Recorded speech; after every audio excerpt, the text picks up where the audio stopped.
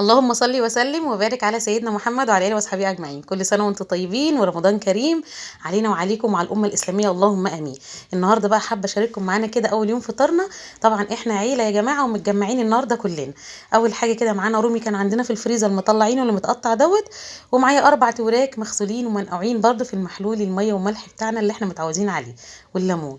خلاص. طبعا اول ما الميه ما غلت حطيت الاول اللي وراك، ودي سلفتي واقفه معايا بنعمل الاكل مع بعض. طبعا انتوا عارفين ان احنا ايه في رمضان بنتجمع كلنا، ربنا يخلي حماتي وحمايا يا رب دايما متجمعيننا، وربنا يا رب ما يحرمنا من لمتنا ونفضل دايما متجمعين في الفرح كده وفي الهنا والسعاده، اللهم امين. حطينا طبعا الرومي بتاعنا ومستنيين بس ايه نشيل الريمه اللي على وشه. عمل ريمه بقى نبدا نشيلها كده الاول. وطبعا اللي وراك اللي هي بتاعه الفراخ البيضه دي ما بتاخدش سوا، طبعا الرومي هياخد سوا شويه، فبدات ايه اسلقها هي الاول، وبعد كده مع يعني ايه عقبال ما اللي وراك تتنقع شويه في المحلول الميه والليمون والملح. وعلى العين التانية كده بدأنا ايه نسلق الورق العنب. حطينا طبعا ورق لورا، حبهان، طماطمايه، بصلايه، حبه فلفل اسمر، وبعد كده غطينا عليهم وسيبنا الرومي بقى يعيش مع نفسه. تعالوا بقى نسلق الورق العنب بقى بالمره. كل واحد فينا بيعمل حاجه، انا بعمل حاجه وسلفتي بتعمل حاجه.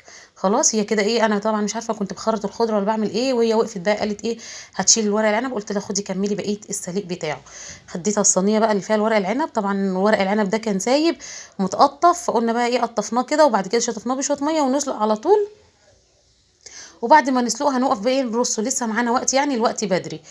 اللهم صل على سيدنا محمد وعلى اله واصحابه اجمعين. بتمنى اللي يوصل معايا في الفيديو لغايه هنا يا جماعه حطوا لايك، كل سنه وانتم طيبين.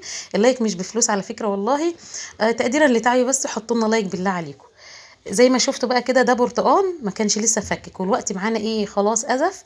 فمسكت بقى بالسكينه كده وقطعته في الشفشه بقى ايه عشان السكر يدوب بسرعه. ممكن بشويه ميه كده وهنقلبه على طول ونعبي على طول في الدورق او في ازايز زي ما هتحطيه، بس بقى استعمال على طول كده يعني في السريع الخلاط احسن يعني. حطيت بقى زودت شويه ميه كده عشان يفكك التلج برده، عشان الشفشه بتاع الخلاط ما يبص لسه شارينه جديد وما ينفعش ده جه بعد عذاب. كده خلاص زي ما انتم شايفين. هزود بقى كده البرتقال ميه لان ده برتقال مركز، انا عاملاه معاكم في القناه، عاملين برده مفرزين برتقال برده لشهر رمضان. خلصت كده بقى البرتقال كله هعمله كله، وهنعمل مع بعض الفراوله. هنعمل الفراوله برده وهنضيف لها مكون كده مش قادره اقول لكم هيزود من قيمتها الغذائيه قوي قوي قوي. انا بحب اشرب عصير الفراوله بالحاجه دي. زي ما انتم شايفين كده البرتقال خلاص، بجيب الغطا بقى واغطي الشفشق بتاعه. الفراوله بصوا دي بنجرايه برضو انا مخزناه وسلقاه على البخار على فكره. ابقى بسلقه على البخار، وبعد ما بيستوي على البخار كده بيبرد تلاقي القشره بتاعته دي ملطت معاكي كلها مره واحده كده. اللي زي لو هي الوحديه صغيره زي ما انتم شفتوها معايا كده، انا بسيبها صغيره، ما تركزوش معايا عشان بكلم سلفتي فما تركزوش. كل اللي بيدخل المطبخ بتكلم وانا بصور عادي مفيش اي مشكله. زي ما انتم شايفين كده بحط لها بنجرايه، البنجرايه دي جميله جدا جدا للفراوله، ويا سلام بقى لو عندك شويه لبن اضربيها بقى بالبنجر واللبن، ومش قادره اقول لك اشربي احلى عصير فراوله كانك بتشربي زبادو. كده خلاص بقى الفراوله كلها عصرتها زي ما انتم شايفين. حسيت عايزه شويه ميه تاني هخفها بميه، علشان مش بنحبها تقيله قوي، بنحبها خفيفه يعني، اما بتبقى خفيفه بتبقى افضل يعني. كده خلاص الفراوله اتعصرت والعصير بتاعتنا كده معانا جاهزه. قلبتها كده وما شاء الله زي الفل خالص اهي. قلت لها شويه ميه كمان بس. خلاص كده بقى اشيلها. خلاص كده العصاير بتاعتنا جاهزه. كده بقى الرومي بتاعنا بدأ يتسلق.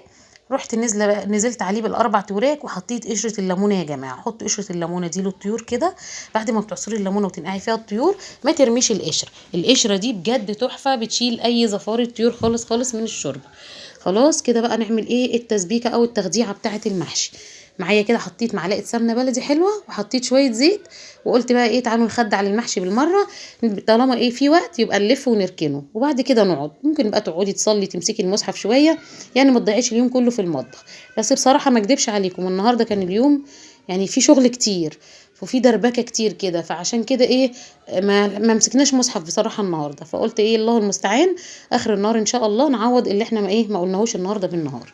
خلاص طبعا هنعمل رقاق يا جماعه بلحمه مفرومه برضو، يبقى النهارده فطارنا محشي ورق عنب، ملوخيه خضراء، رقاق بلحمه مفرومه والفراخ والرومي دي. والحمد لله كده واللهم بارك. على قد ما نقدر ما نعملش اكل بزياده، ما نعملش اكل ببهرجه. ببهرجه يعني ايه؟ يعني ما تزوديش قوي وتعملي كتير ويرجع فيه تاني يوم وبرده ما يتاكلش. لا، اعملي اكل يوم بيوم. ما تعملي اكل يوم بيوم افضل واحسن وتوفير كمان. خلاص كده، خلاص بقى البصلايه بتاعتي انا بدبلها للمحشي. بالنسبه لاخواتنا ومتابعين الغاليين على قلبي اللي عارفين معايا، بالنسبه للجداد بقى انا مش بحمر البصلايه، يا دوب البصله بس بتدبل كده وريحتها تطلع، بنزل عليها بالطماطم. وساعات بنزل عليها بالتوابل اللي انا حطيتها دي كلها على البصلايه دي او دي كده زي الفل قوي. خلاص نزلت بالطماطم بعد ما البصله ما دبلت، حطيت بقى فلفل اسمر، رشه بابريكا، ما عنديش كزبره ناشفه كنت حطيت، بهارات مشكله، كمون وملح. بس هو ده كده كل البهارات بتاعه المحشي. بعد ما التسبيكه اتسبكت اللهم بارك كده لونها زي الفل، شايفينها معايا عامله ازاي. نزلت بقى بكيلو رز لان انا مش هعمل غير ورق عنب بس. شلت بقى مغرفه صلصه كده، هقول لكم هعمل بيها ايه. كده قلبت بقى الرز بالصلصه حلو قوي قوي زي ما انتم شايفين معايا. يا دوبك بس دقيقتين او 3 دقايق على النار وبطفي عليها النار. والتركايه بتاعتي اللي انتم متعودين عليها شويه الزيت. هحط شويه زيت كده بتخلي المحشي الخلطه بتاعك معاكي، بصي مش قادره اقول لك فل. جربي كده وقولي لي ايه رايك، والله هيعجبك قوي. وبيخلي المحشي بيلمع كده وبيزحلق منك زحلقه كده، بيبقى حاجه كده تحفه. كده خلاص هنسيبه بقى يبرد. انا ما بحطش الخضره والرز سخن علشان ما تغمقش.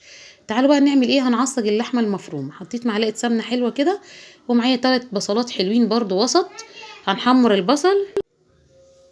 بس خرطت بقى البصل كله زي ما انتوا شايفين كده، وهبدأ بقى ايه. البصل يا دوبك تدبل برضو، بس هنزل عليها بكيلو لحمه مفروم.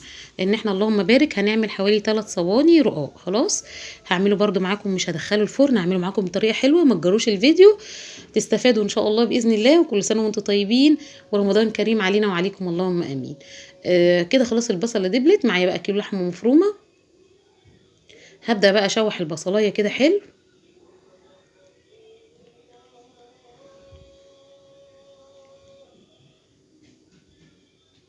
بس اول ما البصلايه لونها يغير هنزل عليها برشه بطماطميتين كده مبشورين صغيرين. هقلب بقى كده اللحمه المفرومه بالطماطميتين اللي انا حطيتهم. الطماطم بتسكرها وتخليها طعمها حلو. واحده كده احط رشه ملح، احط بابريكا، فلفل اسمر، بهارات مشكله، ومش هحط زياده عن كده. بس هقلب بقى كده كويس. ومعايا برضو فلفل الوان، واحد اخضر واحد احمر واحد اصفر، هضيفه لهم برضو متقطع صغير كده.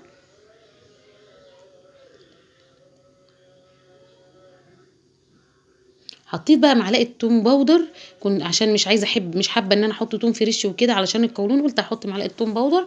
لو حابين برضو ممكن تحطوا توم عادي. وادي الفلفل الالوان. هقلب بقى بيها كده اللحمه وهغطيها حوالي دقيقتين بالظبط. وبعد كده هنطفي عليها النار. كده اللحمه معانا متعصجه وجاهزه. الخضره بقى كده خلاص الرز بتاعنا برد. هنبدا نحط الخضره بتاعتي للمحشي شبت وكزبره بس، ما بحطش بقدونس. هقلب بقى كده كويس.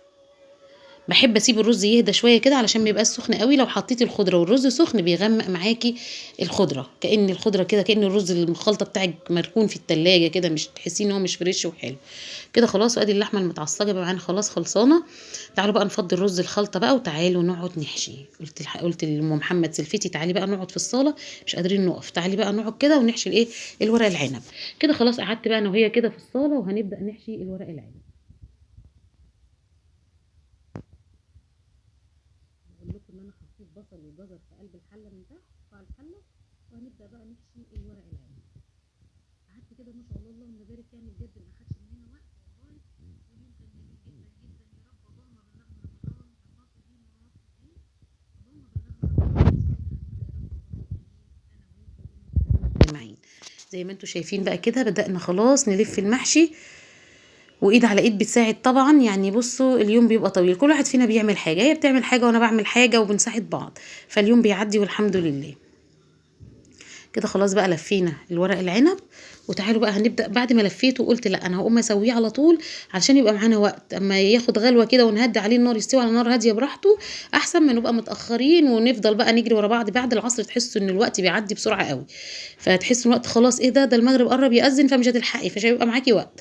فبجد يعني لما يكون هتعملي محشي حطيه الساعه 5 على النار، اسقيه كده وحطي القعد بتاعه كويس. وبعد كده اول ما يغلوه هدي عليه النار يستوي على نار هاديه جدا. بعد كده سيبي المحشي بقى خالص، ما تحمليش همه، هيبقى معاكي وقت ان شاء الله. حتى كمان لو عندك اي حد او اي ضيوف ما هيفطروا معاكي وكده زي ما بقولك كده اعمليه. كده خلاص بقى المحشي اتلف اهو وخلصناه.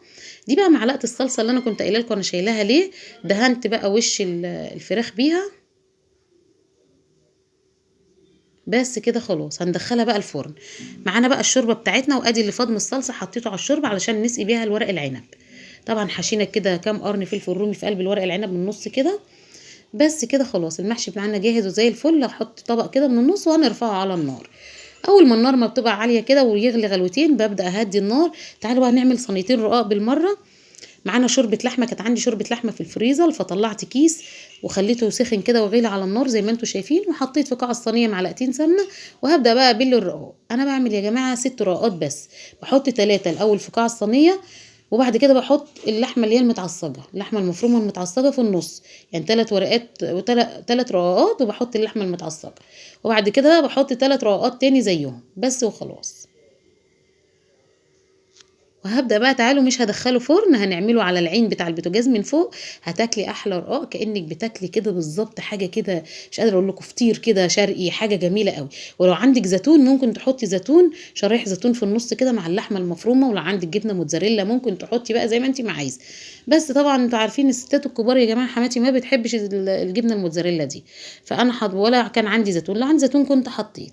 خلاص كده خلاص بدأت اخدت لون حلو وجميل زي ما انتم شايفينه معايا. رحت قلبها وحطيت معلقه سمنه في قاع الصينيه، ورحت رديتها تاني علشان تاخد بقى ايه، تتحمر، تاخد لون من تحت زي ما انتم شايفين معايا.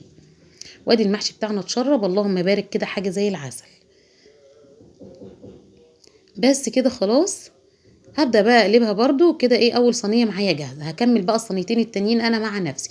تعالوا بقى نعمل الملوخيه الخضراء. خلاص الشوربه بتاعتنا بدأت تغلي، وبرضو العين التانية بعمل على صينيه. بقول لك لو انت عايزه تعرفي هي اخدت لون ازاي، بترفعيها كده من الطرف تلاقيها اخدت لون، تروحي قلبها على طول. الملوخيه بتاعتنا خلاص اهي معانا جاهزه. الشوربه غليت وادي نزلت بالملوخيه. بالمغرفه بقى كده بعمل للملوخيه عرق، بيخلي الملوخيه بتاعتك لها عرق وما ترقدش معاكي ابدا. حسيتها محتاجه شويه شوربه رحت مزوداها تاني. بس كده خلاص، بصوا ولا اسهل ولا احلى من كده. وربنا يديم لمتنا اللهم امين. خلاص كده الملوخيه ما بخليهاش تغلي، يا دوبك بس تكه كده بسيطه بروح رافعاها من على النار. حطيت معلقه دهن، معلقه توم كده فريش، وبرده بالايد التانية بقلب الصينيه. يعني بصوا وانا واقفه بعمل كذا حاجه يا جماعه. وطبعا كده خلاص هب الطشه بتاعت الملوخيه. قلت بقى ايه، قلت لام محمد سلفتي، قلت لها يلا صبي العصير. عقبال ما لملم الحاجه كده وخلصت يكون انت ايه جبت الكوبايات وصبيتي العصير. هي بقى صبت العصير وحطيته زي ما انتم شايفين معايا كده. بس خلاص تعالوا بقى نغرف الاكل بتاعنا. الملوخيه بتاعتنا معانا جاهزه. اعملي الحركه دي تخلي الملوخيه بتاعتك لها عرق وما ترقدش. بصوا بقى دي طريقتي في تقطيع الرقاق اللي انا بحمره على العين من فوق. حابه تقطعي مربع تمام، حابه تقطعي مثلثات زي ما انا بعمل كده، كله معاكي زي الفل. انا قطعت مثلثات كده وهنبدا بقى نحطه في اطباق. سخن جدا جدا طبعا. بص ايدي بتتلسع، عماله اشيل ايدي واحط ايدي. تعالوا بقى بص قلب الرقاق عامل ازاي، يا جماله يا جماله، حاجه كده تحفه. والله بسجل لكم الفيديو انا عند حماتي لسه على فكره، معلش بقى صوت الاولاد بقى واللمه. وادي المحشي الورق العنب معانا، اللهم بارك، حاجه كده عسل خالص. بس يلا بقى تعالوا نشوفوا سفرتنا النهارده. يا رب يكون الفيديو بتاعنا عجبكم، واكون ضيفه خفيفه على قلبكم، وكونوا بتخرجوا من فيديوهاتي مستفيدين.